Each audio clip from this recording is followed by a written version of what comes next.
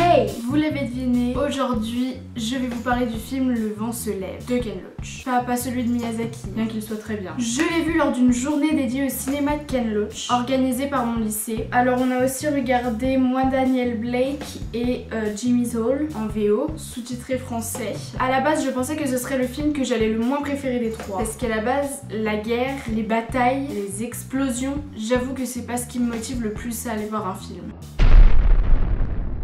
Bon, donc du coup, le vent se lève. The wind that shakes the barley. Le vent qui agite l'orge en français. En référence aux graines que l'on jetait sur les champs de bataille en Irlande pour se souvenir des endroits où il y a eu la guerre. C'était atroce. Bien évidemment, le film était splendide, un chef-d'œuvre, et le réalisateur un génie. J'avais vaguement entendu parler de Moi Daniel Blake à l'occasion du festival de Cannes, mais à part ça, j'avoue ne m'être jamais vraiment penchée sur le cinéma de Ken Loach. Et maintenant, j'ai envie de voir plein d'autres films.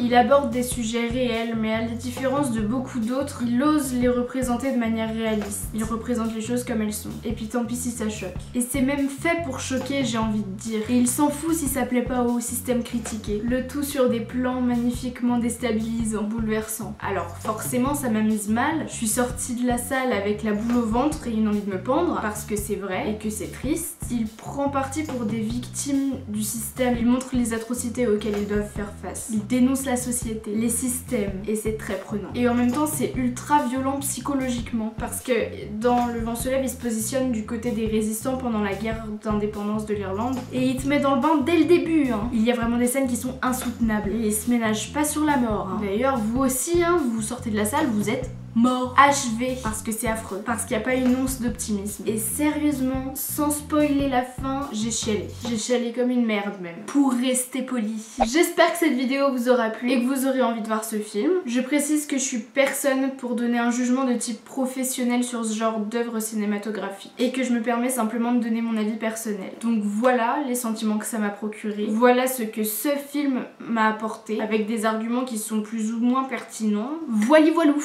Dites-moi dans les commentaires si vous avez déjà vu ce film. En attendant, je vous fais de gros bisous et à la semaine prochaine.